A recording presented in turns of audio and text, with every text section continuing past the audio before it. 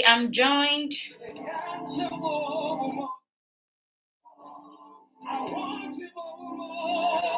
I'll be having in the guest seat Nurse Stunner. Nurse Stunner is going to be discussing the topic with me today.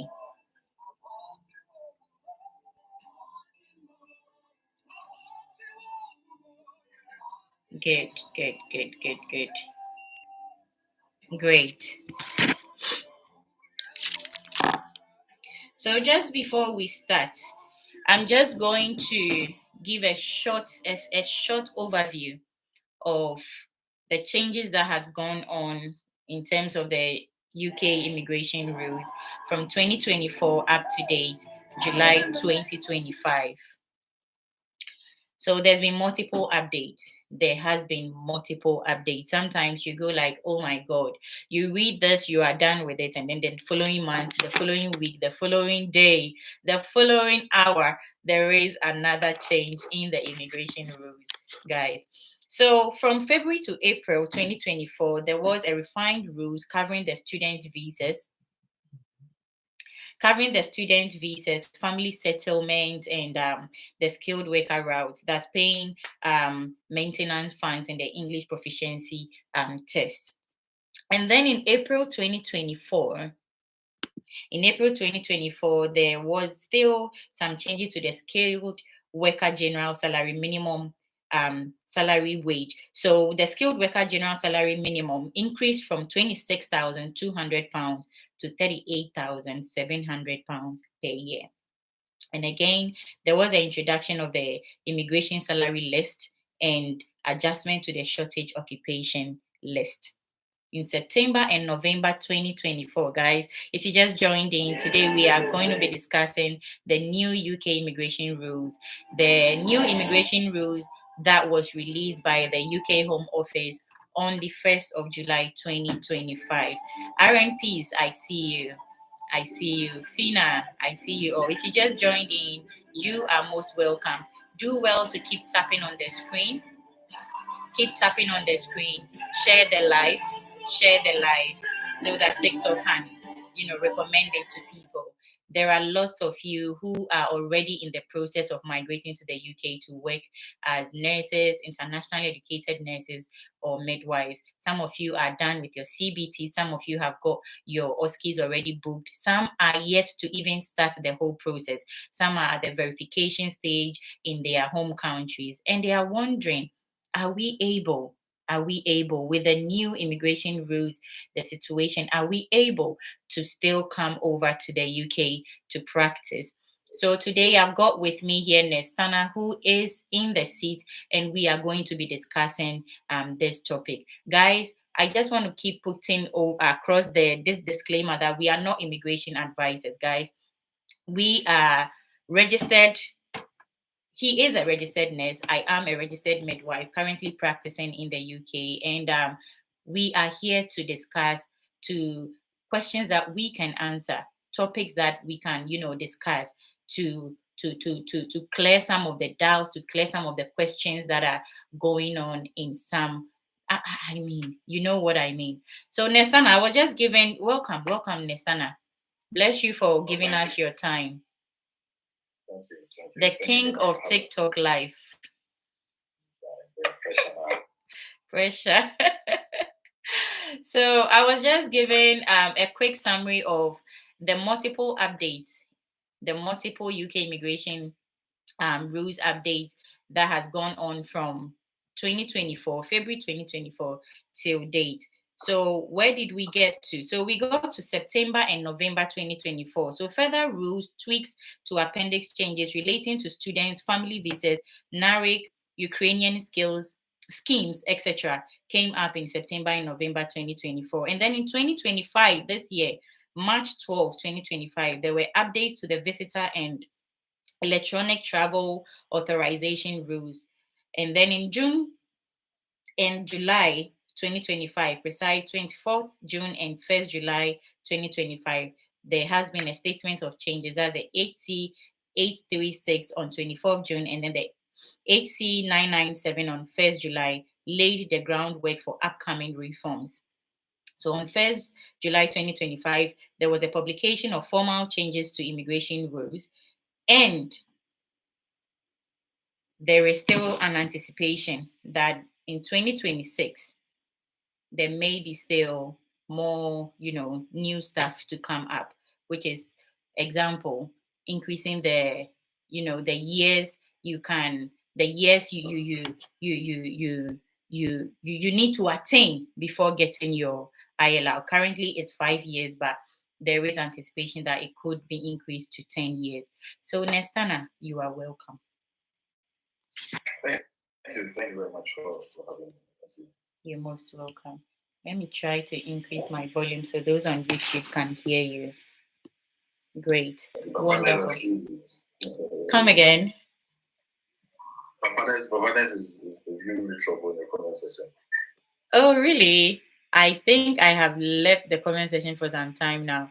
So, Nestana, today we don't have too much time. We've been talking backstage till now. We don't have too much time. So, what we are going to do is to go straight into the topic, get it, discussed, and then we can move on to our next topic. Guys, after this session, we are going to be talking about how you can migrate to New Zealand as an internationally educated nurse or midwife. So this is the first session of the live session.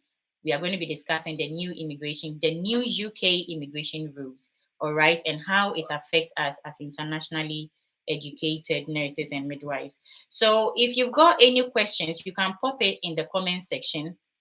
And with time, we are going to be allowing you guys onto the guest seat so that we can, if you've got questions, you want to join the guest seat, you've got any contribution you want to add on to the discussion, you can join. Nestana, I'm sure you are ready. Oh, yeah, I'm ready. Yeah.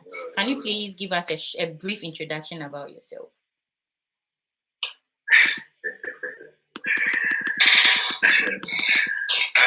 Hello, beautiful people. My name is Nestana. I'm a registered nurse here in the UK. I'm a certified OSCE trainer, but then which obviously I do it as part time. I'm a Ghanaian, and I love what I do as a nurse. I've been in the UK for some time now, and obviously I met Josephine through this busy TikTok session. She's a busy person. All my parents are in Ghana, in Obuasi to be precise.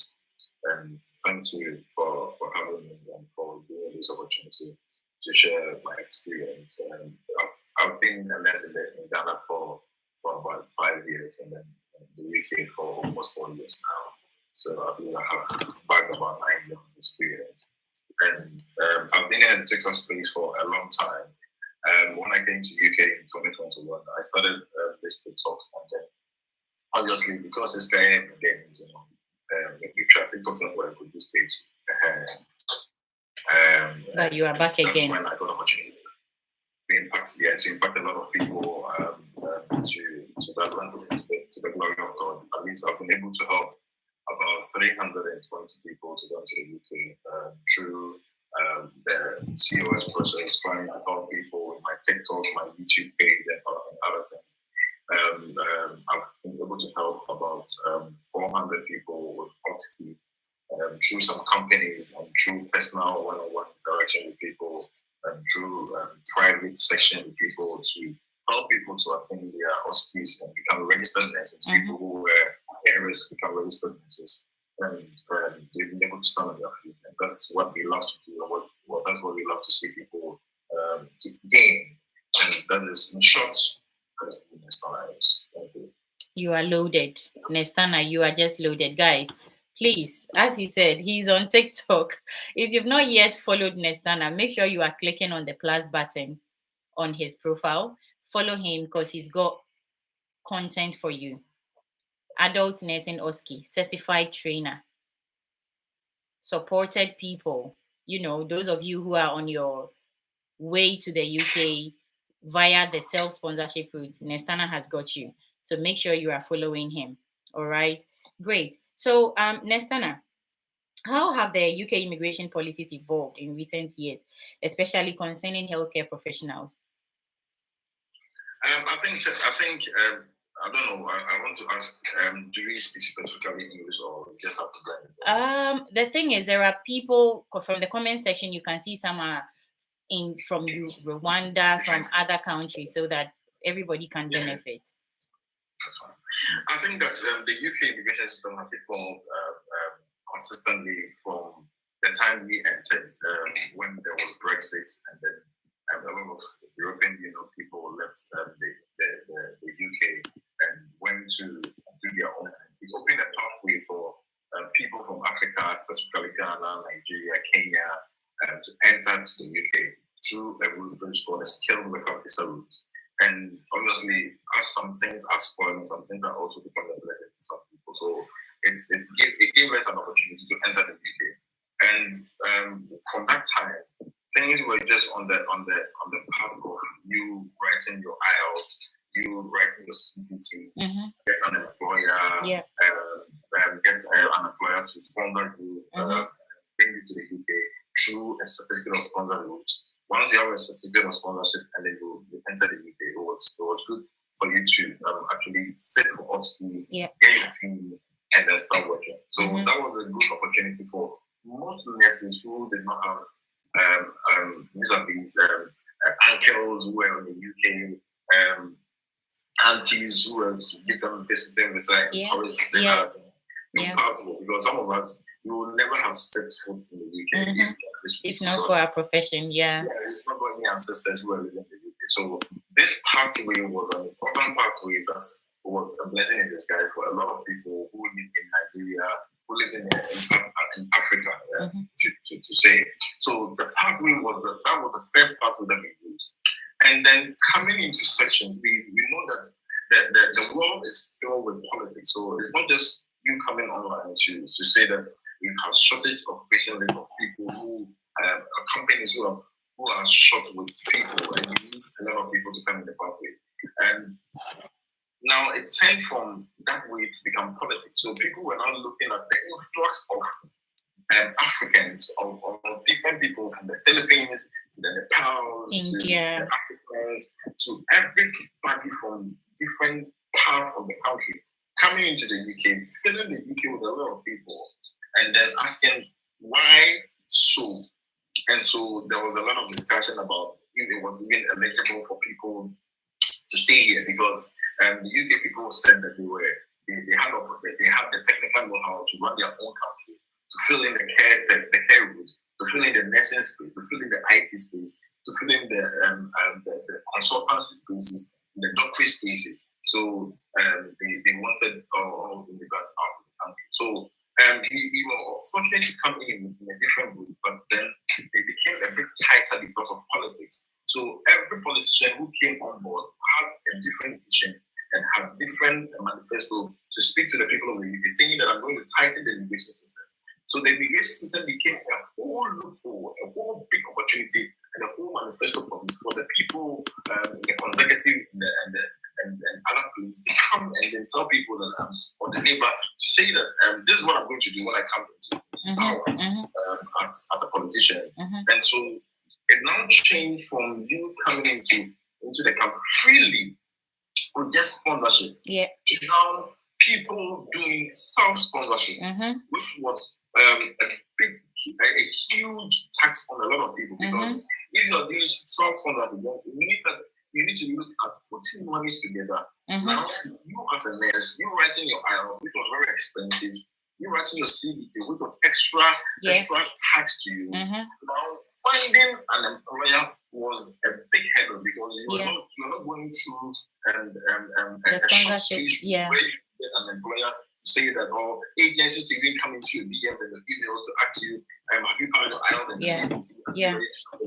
And then those people were just picking you left, right, center. Now it became like we going on Total Jobs, we going on all these platforms, CV Library. Now even pushing the employers and the agency, and then you go into your emails and you find unfortunate messages running through your emails like something. Unfortunately, left, right, center. Unfortunately, it was just the order of the day. So it was really very difficult during that time. So now people tend to do self-sponsorship, which I know it was a good route. Yeah. Now, it was a very tricky and a slippery pathway, because I say this because we've got people that came into that route as carers, as nurses, and then when they got into the country, because it was a self-sponsorship, you are using your own money. The employer has nothing to do with you. Yeah. You have not any contact with the employer. You have not any contact with an agency. Mm-hmm. It was you having your own way, Mm-hmm. you paying your own money. Mm-hmm. You paying your own IELTS. You paying your own CBT. Mm-hmm. You trying to pay your own flight. Visa. Flying over to the country, not getting any meet and greet. Nobody going to meet you at the airport. Unless just your ancestor that you have to speak to and then beg to tell them, I'm going to spend some few weeks in the UK, so can you please host me? And those people will now host you in their own place. And then what do? When they host you, then you need to prepare for your own hospital, which costs about £794. You are paying for your own difficult pocket. Yeah. Paying your hospital £794. And then you sitting for the hospital. If you fail, if God is on your side and you fail, you need to now sit again for another £394, which is a whole lot of money. A whole lot. So the self-sponsorship was difficult, but we know people who have passed through, and then they come to the UK, sit for the hospital, now get their payments. But now the difficult part is the job. The government of the day have tightened the immigration system in such a way that it was becoming really impossible for you to get an opportunity to get an employer, to get somebody who was going to sponsor you, or somebody who was going to give you an opportunity to say that, hey, see, I'm going to interview you, do this sponsorship, leave the country, go and apply and re-enter. Yeah. Nestana, I don't know if it's just me. It seems your volume is low. Oh, I'm volume. Yeah. I don't know if it's from my side. I've increased my phone volume to Let me turn off my phone. To the max. Guys, if you just joined in, you're welcome. Today we are with Nestana in the guest seat, and we are discussing the new UK immigration rules and how it affects us as internationally educated nurses and midwives. If you've got any question apart from this topic for discussion, you can still pop it in the comment section. You can still request to join the guest seat to ask your questions. No worries at all. I want to put across this disclaimer again. Neither Nestana nor myself are immigration advisors. We are sharing information that we have read about. We have I don't want to say research because it's there on the gov.uk website. But then, as Nestana said, he has supported people through the route of migrating to the UK to practice as healthcare professionals. And so people know him to be that. Myself, on my YouTube channel, I've shared numerous information about how to migrate to the UK as internationally educated healthcare professionals. So we just put it upon ourselves because we get some of you coming to us in our DMs, on our pages, asking questions pertaining to this new UK immigration rules. So today we are here to, discuss it, to allay some anxiety, hopefully. And yeah, we will take it from there. So Nestana, if you are okay, you can. Yeah, you need to check if the volume is okay. Yeah, I think it's better. It feels better now. Okay.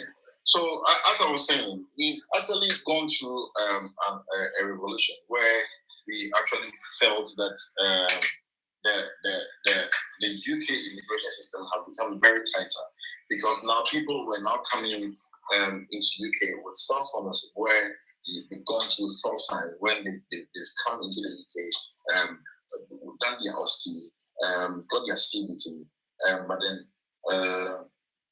they feel that it was very difficult now to get a job, because the employers were dragging their feet to give you an opportunity to come in the UK to work. So that is how the UK system has evolved in terms of the immigration system, specifically to skilled workers, because we are just saying it in the broad spectrum, but obviously making references to skilled worker visa. So that is how it has become. And I've got a lot of people who have come through the self-sponsorship, and now at a point in time, they have regretted coming because they've got their pay, and then they have left all their time where they had to get employers, and they could not get any employer, so they have to go back to their own country and then still look for an opportunity. Now, when you are in the UK, you didn't get anybody. What do you think you will get when you go back to Ghana? It becomes very difficult. Yeah. And so people have given up on the route. And now it has gotten to a point where they become very stricter because it is now politics. Because the consecutive says that I'm going to give 10 years of ban on or 5 years in people getting the ILR. I'm going to now give it 10 years and all that. Now the Labour is also trying to convince the UK citizens and say that don't worry, I'll do it. Yeah, I'm not leaving the immigration system out of the lane. I'm also going to say something. I'm also doing it. Yeah. Something. Yeah, indigenous people are now attacking the government of the day. So you need to show power, show weapon. So to show weapon, you need to say something. And that is the reason why now things have now changed, and there is a lot of stricter rules when it comes to the immigration system. So if you ask me about the immigration system, this is what I have to say. How it has evolved. Amazing. You've gone deeply into it, and I believe people here have already gotten nuggets from what you've just said. So I've seen some questions in the comment section. Don't worry. I can see Petros Melikot asking that we answer his question. Petro, and whoever, any of you who have got questions in the comment section, kindly give us a few minutes. Let's go through some of the questions I've got here for Nestana, and then we'll move on to the question and answer session. So, Nestana, what are the key changes in the recent UK immigration rules that directly impact internationally educated nurses and midwives? Okay, so I'm just going to talk about some key ones. There is a whole page, a lot of pages of changes that came in, which obviously is not applicable to everybody. The key ones, which is applicable to nurses and midwives, which I would influence carers and student nurses. The first one I will talk about, which is obviously very, very important, is that they were going to increase the skills threshold for skilled workers visas of RQF 6, removing about 112 previously eligible RQF 3 to 5 occupations. And I'm going to explain this into detail. So anybody who's watching us shouldn't worry. Make sure that you double tap the screen, share the live to people who you want to come on to hear some of these things. Because obviously, just from goodness is a busy person. I am a busy person. So when we give you this opportunity, it means that we want to actually educate and give people. And you see, the interesting thing is that this 22nd July is when all these changes get started. So it's important that people will come and then listen to what the next steps of the whole process is. Because if you don't do that, it becomes very difficult for you. Now, increasing the skill threshold. What does it mean? We have a lot of people that have come from Ghana, come from different countries, and especially carers, especially nurses. And then in their own country, they had diploma in nursing, they had diploma certificates, they had HNDs. Some people were certificate nurses, some people were community nurses. So their qualification entitled them to enter this country, to become parents, to become nurses under diplomatship and a certification. Now, the UK have positioned itself that I am going to rub shoulders with the likes of the US and the Canadas, who are eligible to only give opportunity for people to enter with a minimum qualification of a degree. So the UK opened the system because at that point when they needed people, when the EU people left the whole country, when there were less and a shortage of nurses and carers in our care homes, in our NHSs, in our hospices and other things, the UK people were troubled because they felt like it was a difficult opportunity for you to have people to fill in the gaps. So limited the number of people who were eligible to come into the country in terms of their qualification, and open it up for everybody to come. It was not about qualification. It was about we need your skills. About the skills. It was about filling in the gaps. So they gave an opportunity for everybody to come into the country. So at that time, you could see that people with HNDs, people with the diplomas, people with a degree, they were all coming in. So there was no rocking of shoulders. Yeah. Now, when they got that opportunity, and then they filled the whole country, their care homes, their hospitals with people, they now realize that, okay, they've gotten an opportunity to fill in all these people into the whole health system. Now, what can we do?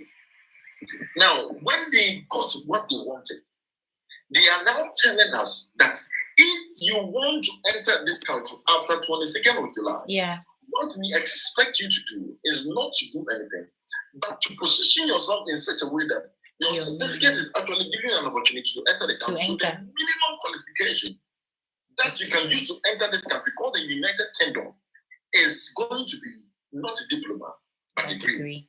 And this is the opportunity that they have given you. And we, as people who have entered the country, who have understood what the whole system of the UK is, are admonishing people that, see, my brother, my sister, who is watching Josephine Greatest show tonight, listen, people enter this country as carers. And then because of the money they get, because of the comfortability they get, because of them trying to sort out their bills, they have left the whole mindset to progress in terms of their educational system. Some people are nurses in Ghana, they are diploma nurses in Ghana, who have the technical know-how, who have all the skills. They've been on the nursing and midwifery Ghana system for a long time. And when they came into this country as carers, they relaxed. They looked at it as it is.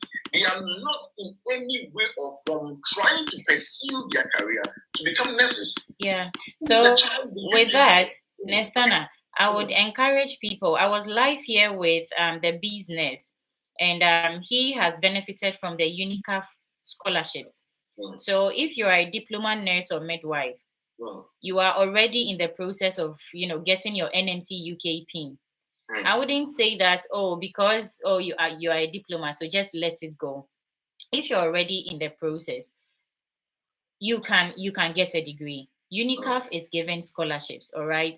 So check on my YouTube channel, the session I had with the business. You are going to find that information there and enroll. Start getting your degree if you don't have a degree. If you've already gotten your NMC PIN, you are in already. All you need to do is to get a job. All you need is to get an employer. But if you are yet to start the process, I would encourage you to, look into getting a degree. Nestana, back to you. Sorry.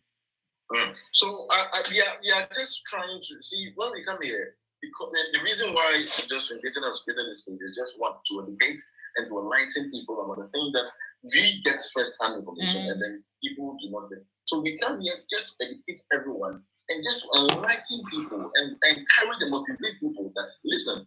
Now, because of when everybody is trying to change into some sort of lion, you have to change to also be like them. Because if you just look at them change into a lion, they will now change into a lion to fight you. So when you go to Rome, those are what the Romans do. Now the immigration system is telling you that you need to upskill yourself. Not just upskilling in terms of your qualification. So somebody have come from Ghana as a nurse who is a diploma nurse, come into the country, and then as a carer. Now they are online nursing programs which you can just pay and just become a degree nurse. Myself, we have our brother Manuel Kelby who recently graduated. It was an online session. I am doing online session for Sunderland University. There is Debbie University who's also offering online, so you don't need to go and sit there. Suffolk University. You understand? So if you are a nurse who has come into this country as a carer and you still have the passion, you still have the will to pursue your nursing career, it is not over until you yourself degrade yourself and say that, I think it's to be comment. But if you want to change, if you want to pursue any other thing, even if you're a carer and you think that, see, I'm earning good money, I'm in the NHS professionals, and I'm earning good money. I've been in a bank shift where so I can put those money together and do an online service and then get some money. Please relax. Go and do it. Put it down. So that on rainy days, when you think that there's an opportunity for you to pursue your nursing, you can provide your degree certificate. So the immigration rules, the first one that I'm talking about is you upskill yourself. Qualification. And the minimum qualification now for the UK immigration system is a degree. So anybody, and then they went ahead to say that they are removing 112 companies who were allowing immigrants to enter this country with diplomas, with the HNDs, with the certificates. They are taking all of them from the shortage occupation list. So if you go on the government website, all those 112 companies who were not actually bringing people into the country who are degree eligible, they're taking them off. And this is a blow to everybody, because it's a wake-up call for people who are in Ghana, who are in the Philippines, who are in Nigeria, Kenya, and all our sister countries, that you need to bring yourself up. You need to actually have a plan. The plan is to upskill yourself and put yourself in that position where employers will run after you. Wonderful. Now, let's move on to, you spoke about, the care visa. I would say that a care visa is kind of a subset of the skilled worker visa. Let's talk about the care visa. What has happened to it? See, the care visa was a... Your audio went off for about 3 seconds. When my dad sees me online, he wants to call. Hey, my dad is just... Mom, TV nade. The care visa was a good opportunity that allowed people who were not nurses and people who were nurses but had not been able to get their the criteria in terms of the IELTS to be able to still come to the UK and then use that opportunity as a stepping stone to upgrade themselves. My sister, when the care visa issue came up, we had a lot of influx of people who came into the country in a special route. Because we have Nigerians, we have Kenyans, we have the Zambians, the Zimbabweans who came into this country. We have the Nepals, the Philippines, anybody from every place. If you only saw the advert that the UK was opening its borders for the care people to come in, it was a good opportunity for you to come into the country. I know some of us are not just Ghanaians. I'm just not talking about Ghanaians.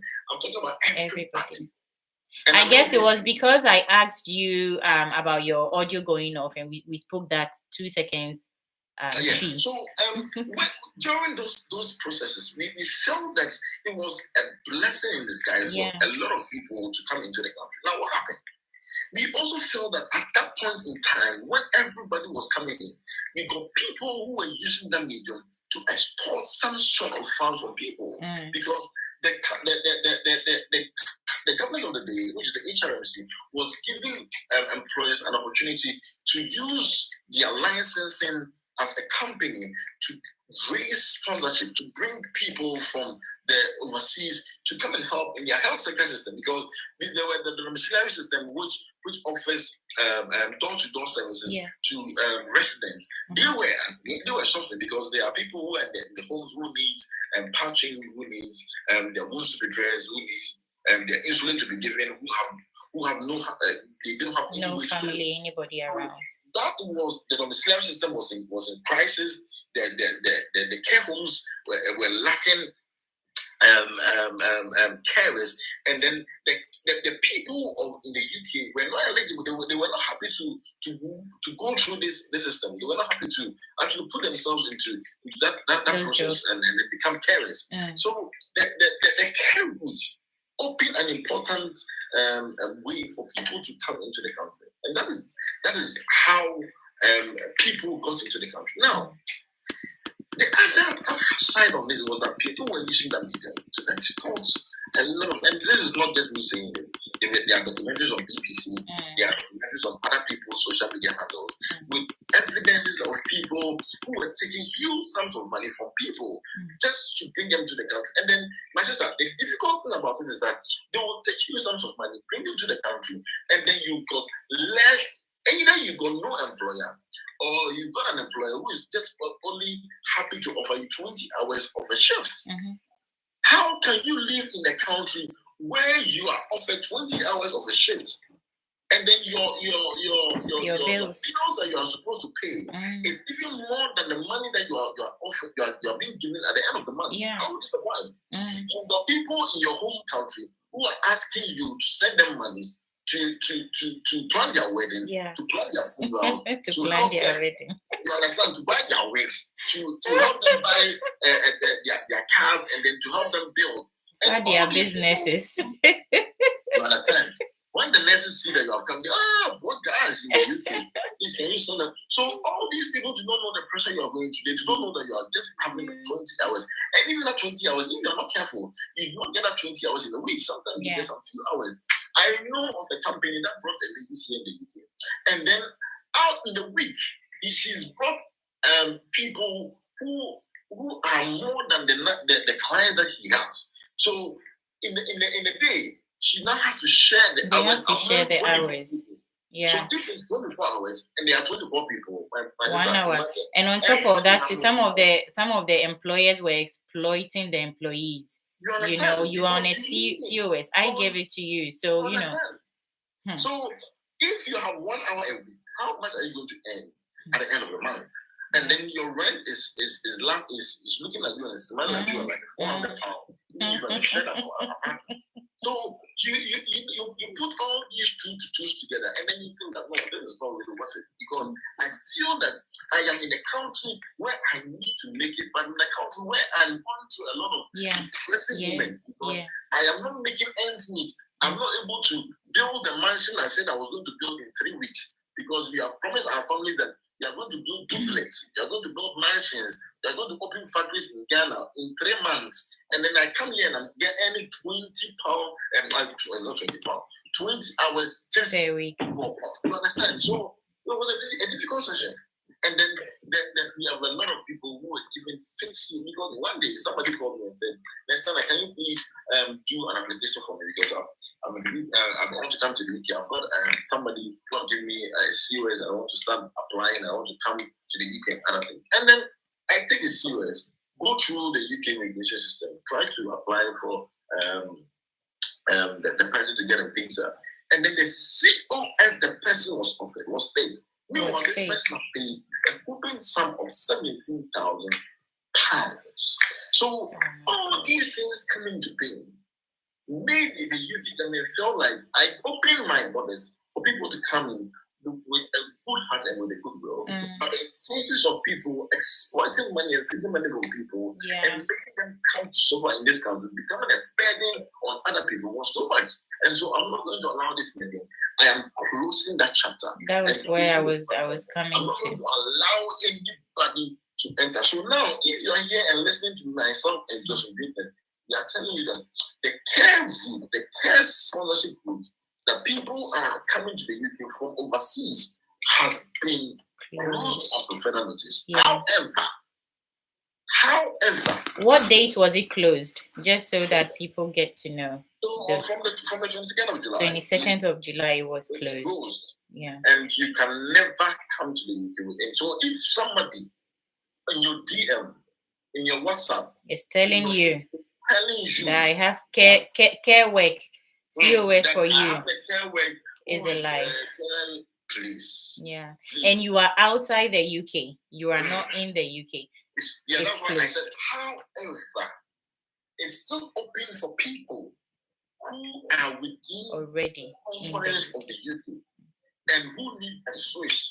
There are people who are students who need a switch.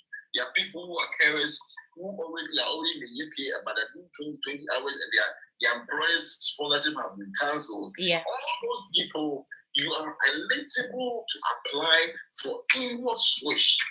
But anybody who is not within the confines of the UK and is in Nigeria, Kenya, Zimbabwe, Zambia, Ghana, any other part of the world, and you are still hopeful, going to churches and bowing down to the priest to pray for you, because you want God to open doors for you to come to the UK as a carer. Please, just get it from me. From the 22nd of July, which is yesterday, those doors have been shut and public have been closed. The keys have been thrown into the sea. You can't even find it. So don't let anybody deceive you to come to the UK and taking some money. Don't go and sell your land. Don't go and sell your pharmacy shop, your cars, and all your properties. Giving it to somebody to bring you to the UK. It's not going to work. It is not going to work. Change, especially to the care route. Thank you. Great. So again, with the care route, let's talk about those who are in the UK now. Even that, there is a limitation. There is a closing, time where you can't switch anymore. Can we talk about that? So yeah, we are saying that anybody who is in the UK, if you're a carer in the UK, the UK government is saying that we're giving you ample time for you to switch. So if you are a student and your time in school is up, and then you are not eligible for postgraduate visas and other things, you want to switch, you've got the opportunity to switch. I'm not going to go into the student because I'll tackle it as a main point. The student issue, I'm going to tackle it as a main point. So I'm not going to go into detail. So you're giving up an opportunity to switch. So if in the UK, there is still hope. You still have an opportunity to switch. But you need to do this as soon as you can. As soon as possible. So, yeah, you need to do it as soon as possible because anything that happens within the space where you are relaxing at the beach and you are thinking that you have got enough time to switch, there is no time. That is why anytime I come on here on a live or share those short videos I share on my, my TikTok page, my YouTube page, when you see the opportunity, when the door opens, please grab it. Grab it. Those who see these informations and they go through the steps that we, I don't want to use the word advice, the steps that we have researched and we share with you, the steps we've shared, and they grab it. That is it. Because the door is not going to be opened forever. It will get to a point, it's going to close. So I guess some people have, when I shared about the Iceland route, this UK route, those who follow the steps are already working. Lots of them. I went for RCM conference. I met a lot of midwives who were like, "Oh, Josephine, thank you." I don't know them, but then they just watch the videos. They pop in the comment section. I answer their questions, and they do it, and they are here. So if you see an opportunity open, just as we are saying, there is a closing date to when you can switch if you are in the UK already in terms of the care worker route. So listen to what we are saying. Make sure you are doing what you have to do. If you're a student, you are done with school, you need a switch. Please listen. Nestana. Yeah, because people are people are too relaxed and relaxed. That's the word. They've got enough time. You are in a no man's land. You are here alone, and then the owner of this land, the one who is ruling, is telling you that you've got this time over to make sure that you've got all your things planned and you've got all things done within a short period. Yeah. Make sure that you start looking for sponsorship ASAP. Yeah. And you should look for a sponsorship. Don't look for 1 year, 2 years sponsorship. Look for a sponsorship who is going to give you a lot of time, because if you are eligible for ILR in the next 2 years, you are not going to look for sponsorship for 1 year. What if after 1 year they will become more tighter? Yeah. Look for sponsorship that is going to give them an opportunity to stay in a job for a longer period, because it's very difficult getting sponsorship these days. People are calling me. Just the last 2 days, I got a call on my I got a message on my Snapchat, and the lady is crying and wailing and saying that she stayed home, and now this new invitation group is making her sick all the time, and she doesn't know what to do. And she has stayed home. She doesn't have an employer, and she said a lot of things. And I said, "What were you doing?" She said, "I felt like I could work, and I was hoping that my employer was going to be moved." Please. Don't relax. People are too relaxed, and they are thinking that life is just a relaxation. It's not a relaxation state. This is somebody's country. This is not our own country. If you're in Ghana or Nigeria or Kenya or anything, you know our way out. We have our parents, our mothers down there. We can just go to. But now we are in a different man's world, so you cannot rely on yourself. You cannot sit down and feel like I will do what I can in my own way, in my own time. It's not going to work. Bless you, Chili.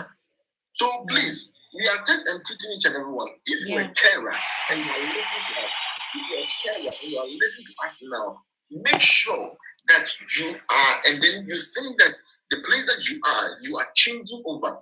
make sure you are changing over as soon as possible. But if you are okay, if they're giving you a sponsorship, which is a bigger sponsorship, and you want to sit down and wait, that is also acceptable. But if you are on a verge, if you're on a time bomb, and you think that is about time you need to change over, please, this is the time. This is the time to change. Each night, the immigration system is becoming more tighter and more difficult for people to actually comprehend. Amazing. Now let's move on to dependents. So how do these changes, the new still, affect dependents or family visas for nurses and midwives? I think that to be fair, Joseph, the dependents, their main source of power is the main applicants. You understand?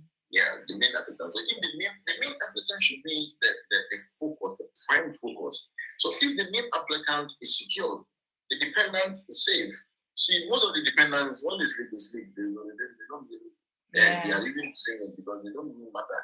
But all they pray for, all they hope for, is that the main applicant, who is the visa holder, gets a sponsorship that actually takes care of them. Because if you are changing over, if now I've got a new sponsorship and I'm changing over, I don't have to even worry my dependent. Because once I change over, it affects all the people who are aligned to me and linked to me in my main sponsorship. So the dependent is not really a problem.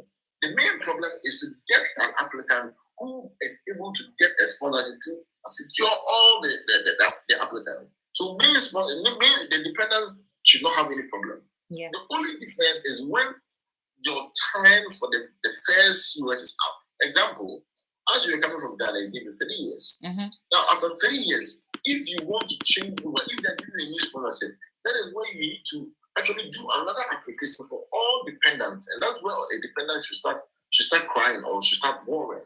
But if you're dependent and then you are under a main applicant who has sponsorship and COS, which is eligible for the next 5 years, for the next 10 years, which is viable, you do not have to worry. And the other thing I'll say about dependent is that you are a support base to the main applicant. If the main applicant is struggling to get support, you come in as a support base to support the main applicant to be able to get to wherever he wants to get to. Example, some dependents are very good, honestly. They will make sure that they go through all the things that they need to go through to be able to support you. They can go on Indeed to use their own emails and then get all your details. And then if they get a call and then they set up an interview, because they think that they are into this with you. Because if you are a husband to a wife and the wife is the dependent, and then you and the husband is a main applicant, the wife should be able to also support you in your job search to get yourself back into play so that everything that you are doing be on the same job. But if the dependent is lazy, the dependent is a selfish person who is not somebody who is going to support you, then that's where you're going to actually struggle. Wonderful. So can we talk about the minimum salary threshold? Okay, so we know that there is a minimum salary threshold. Now, we say that first of all, the salary threshold that was eligible for people, for you to go and bring people from overseas was 38,700. Which was a new one. No, which was the old one. Yeah. The old but one. The last but one, which we were complaining about. And now they decided to increase that from 38,700 to 41,700. Which is about a 3,000 pounds jump. Yeah. Now, what does this mean to the ordinary person who is watching us? Now, all these things now gives you an impression that, okay, if an employer is deciding that I've looked in the towns and the villages and everywhere in the UK, and I'm not finding any eligible applicant to my ad that I've put on Indeed, my ad that I've put on Total Jobs, and I need to go back to overseas to pick somebody. Now, we are telling you, if it's for a carer or any other thing, the minimum threshold salary that you're supposed to apply to your home office to put on a sponsorship is that now you can't tell that person that I'm going to give you 38,700. You need to increase it to 41,700. And this specifically tells you that They are making the immigration system very bitter. Very tough. And yesterday I was trying to understand this because in the NHS, new entrants, the minimum salary for new entrants, I mean, when you are done with school, newly qualified nurses and midwives, is not up to 30,000.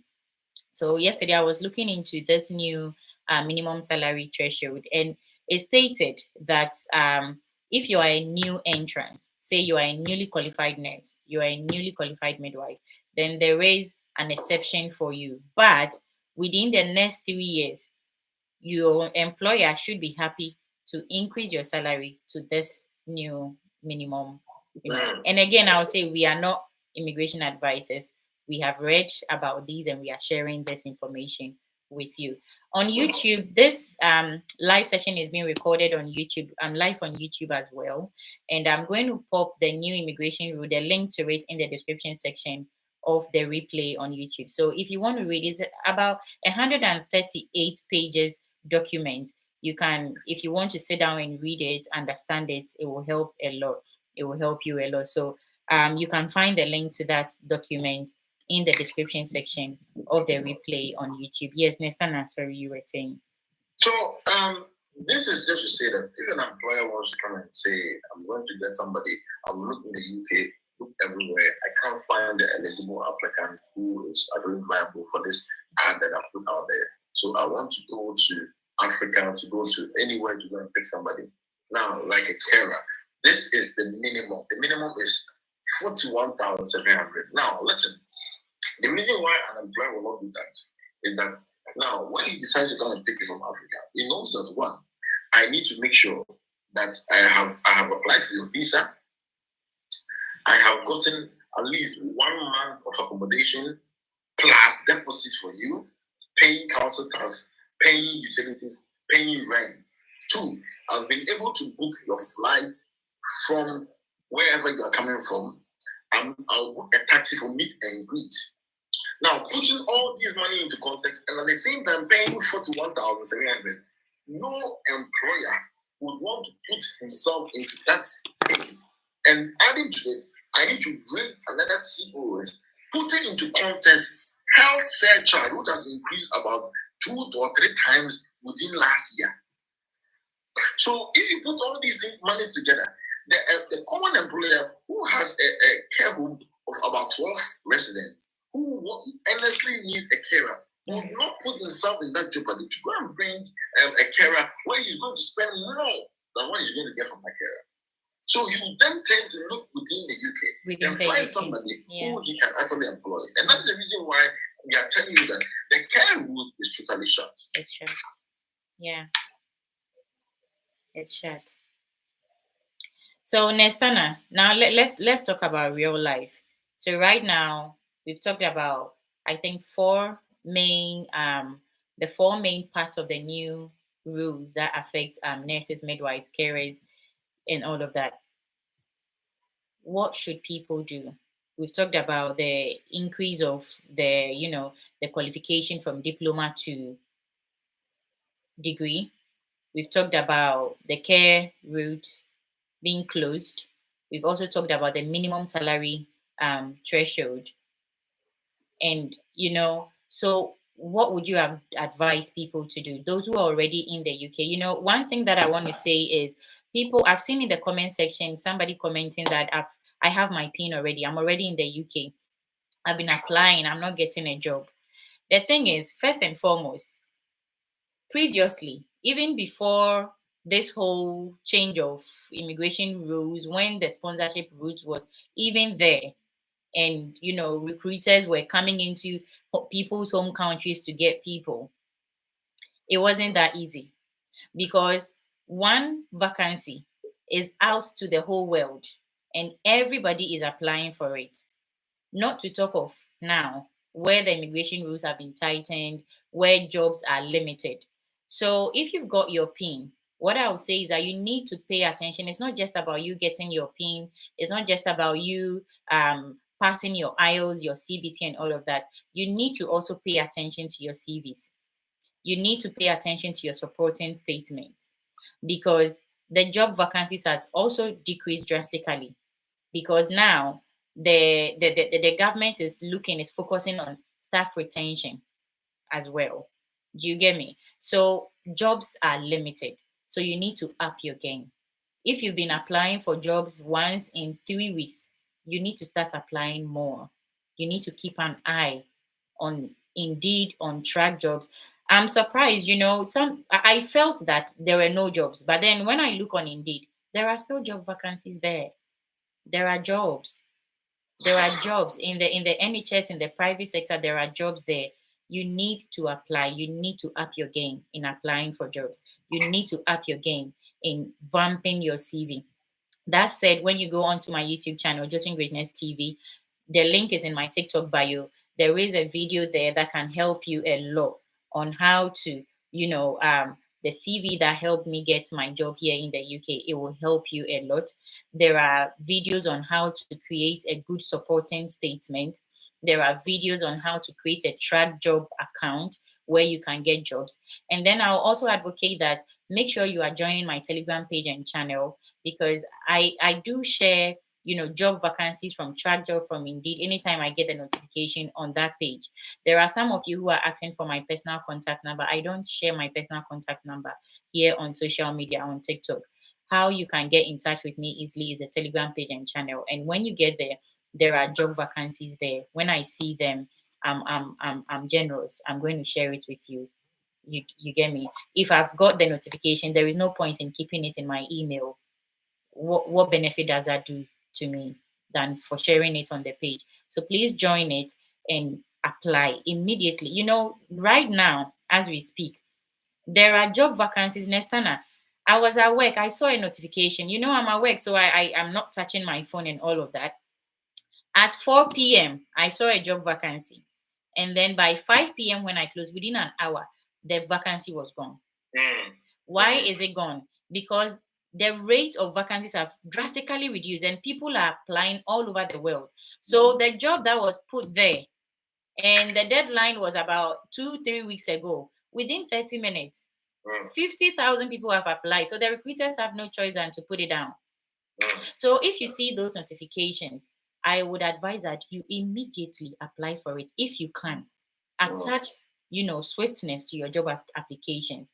And again, I will advocate UNICAF as well. When you check on my YouTube channel, my TikTok page, I've pumped information. There are some scholarships that come up. One is UNICAF. UNICAF does not have any opening and closing time. You can apply for a UNICAF scholarship across should I say across the globe? No. At any time.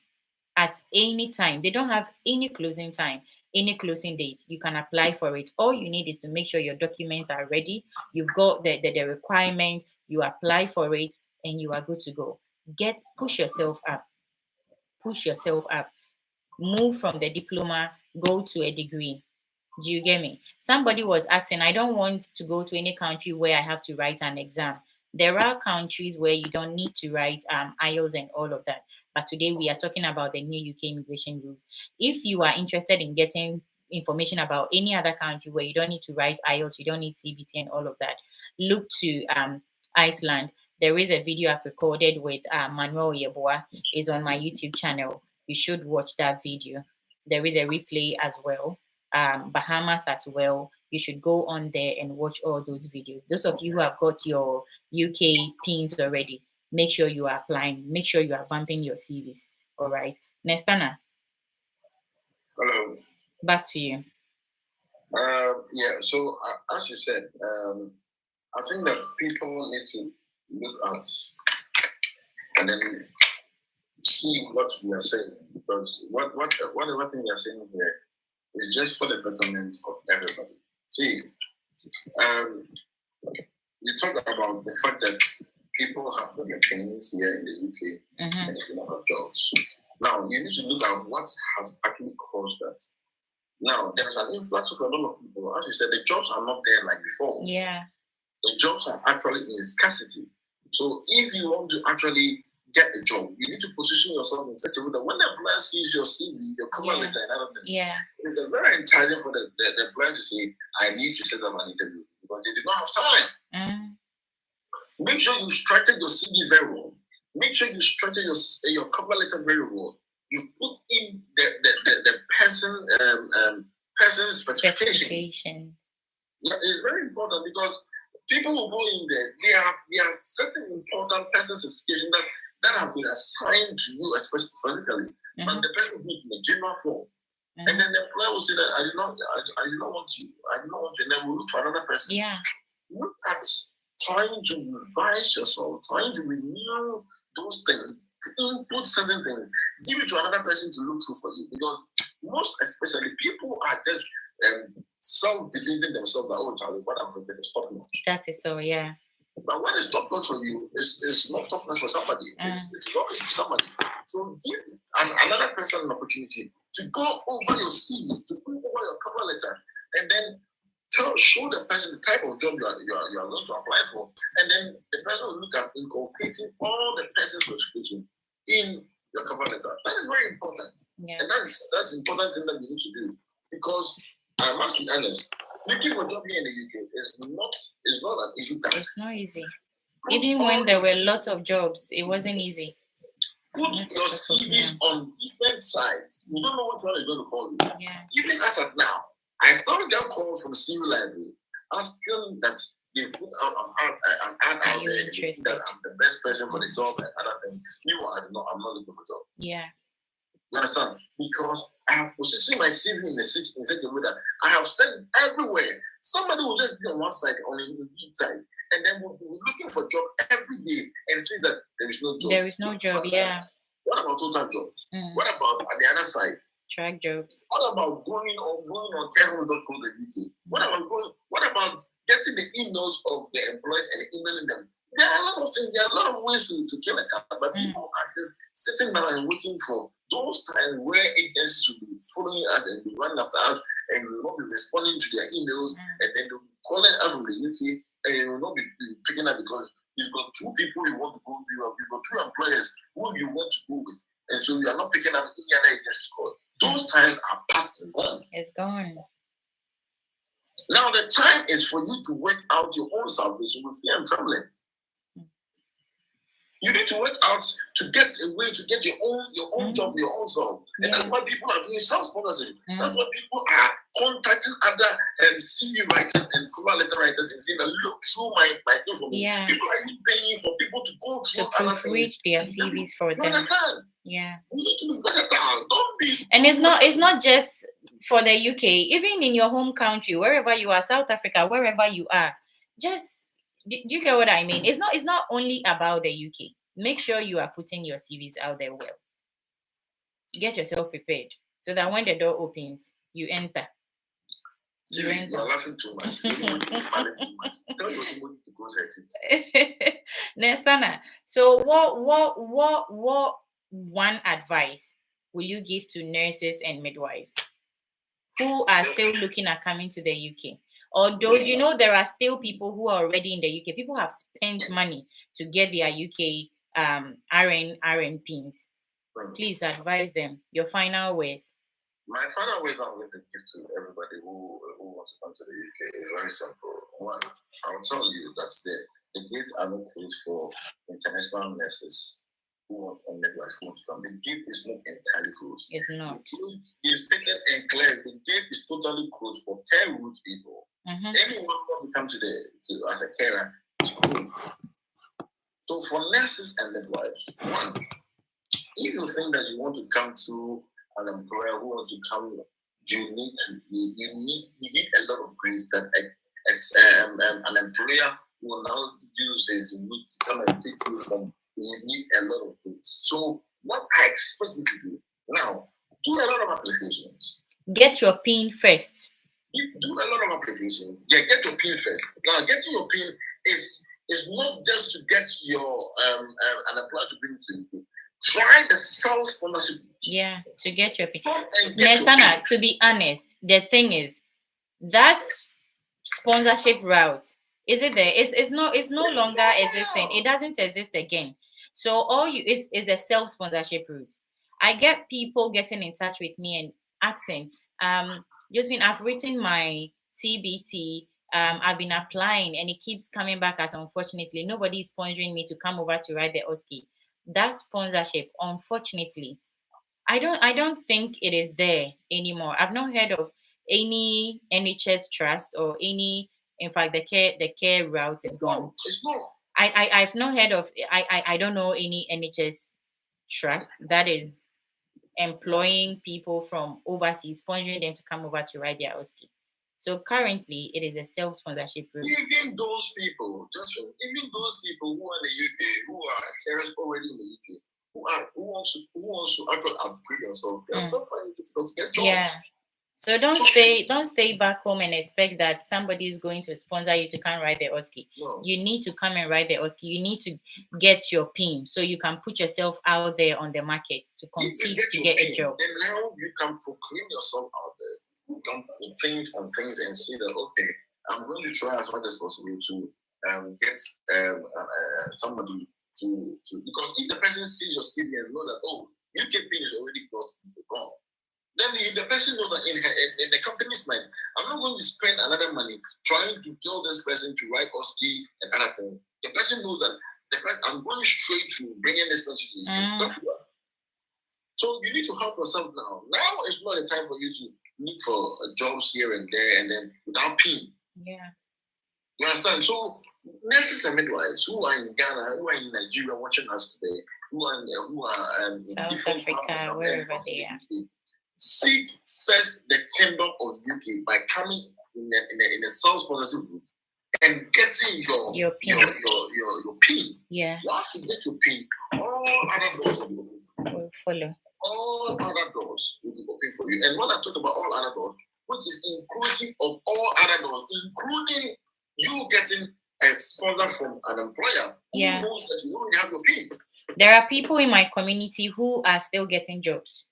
Okay, so it's discouraging now. People feel so discouraged. Oh, I'm not going to get a job. I saw in the comment section somebody said she was thinking about the self-sponsorship route, but looking at how things are going, she's not going to do it anymore. There are people in my community who are still getting jobs. People have supported voluntarily to write their OSCEs, they've passed, they have their PINs, and they get back to me. Josephine, help me. I've got an interview. I said, we prepare for the interview. They go for it. People are getting jobs. People are getting jobs. All you need, the first thing is to get your PIN. Yeah, the job is coming, but the most important thing is to get your PIN. You need your PIN. Once you get your PIN, you get a job. Yeah. At first, without your CBT, you can't start applying for jobs without a CBT. But now, the OSCE has joined. You need a PIN before you start applying for jobs. You need your PIN. So, and I've got a lot of people who I thought came into the country, and then before they just had 6 months to stay here. And then every day they were applying. Every day. Some people were even walking straight to the NHS with a picture of their PIN. Wow. Yeah. Wow. Because you are just I got about 10 guys.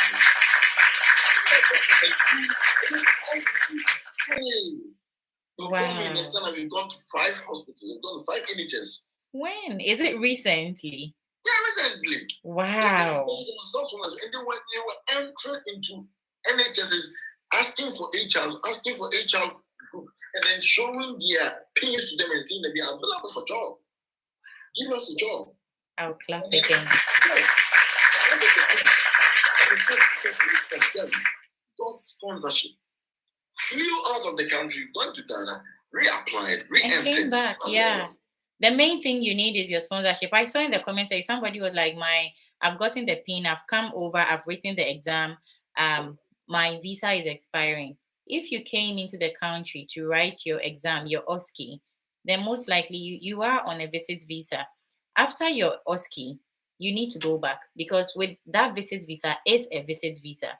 When you get a COS, you definitely will have to go back to your home country, apply for the skilled worker visa, and then come back to the United Kingdom. So you still need a COS even after getting your visit visa or your UK NMC PIN. So some people think that once they come and they get a PIN, automatically work should start, employers should start chasing them. It's not on that way. Even I would say that during the sponsorship time, when they were sponsoring us to come over to write the OSCE, it wasn't easy. I applied. I thought I had made the biggest number of applications. I applied for over 100 applications. I did over 100 applications, and I was talking. You did 500. You see, I was talking. Then a colleague of mine was like, "What are you talking? You better shut up." I did 400 plus. She was shouting. Then another senior colleague of ours said, "I did 1K." That was when we all shush. She did 1K, and out of the 1K, she got 3 job interview offers and then 2 job offers. Do you get me? So if we are comparing that time to now, and you are relaxing, then I don't really know. I don't really know. But I want to encourage anybody who is on the road that don't give up.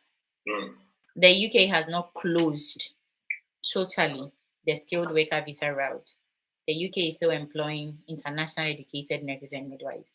Just that not only is this, reduction in vacancies affecting only internationally educated, healthcare professionals, it's a general thing across the UK, across the NHS. Jobs have, reduced.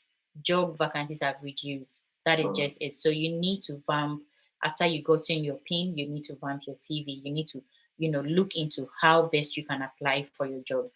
And with that, I'll say again, when you check all the description sections of all my YouTube videos, you are going to find the seller link of EMGS. EMGS, Express Global, EMGS. Yeah, Express Global Consult is a company where they help, people who are on the self-sponsorship route. If it's a student they are global, to Canada, to Australia, to the UK, they can help you with your CV as well. So check the description section of my YouTube videos. You'll find their seller link there. You see, I just got a notification, track jobs. And thank you, Jendachin. God bless you for that, Hatimi. And I'm just hoping that Jendachin is back again. When he comes, he tries to bring a new, gifts in the gallery. So what I'm saying is that it's I'm just hoping that after this live session, that job vacancy I just got a notification to will still be there. So what am I saying? If you haven't yet set up a notification on Indeed, on LinkedIn, on TrackJob, make sure you are going back. I've got a video on YouTube, on my YouTube channel, Josephine Greatness TV. Check my TikTok bio. My YouTube channel link is there. Click on it. Go into the portfolio of my videos, the live sessions, the videos I've recorded.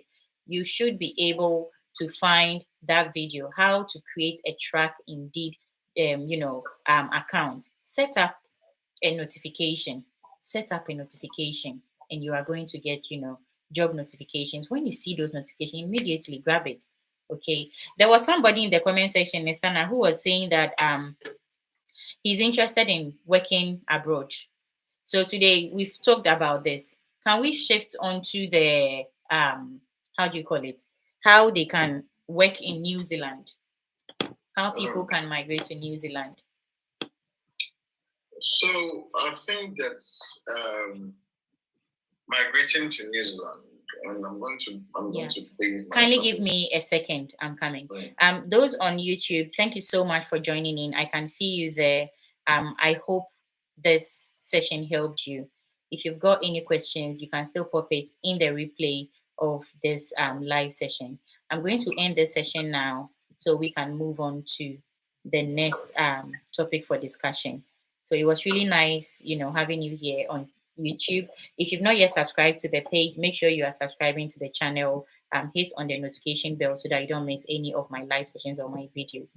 God bless you. It's just been greatness. Bye-bye. Great. Yeah, Nestana, back to you.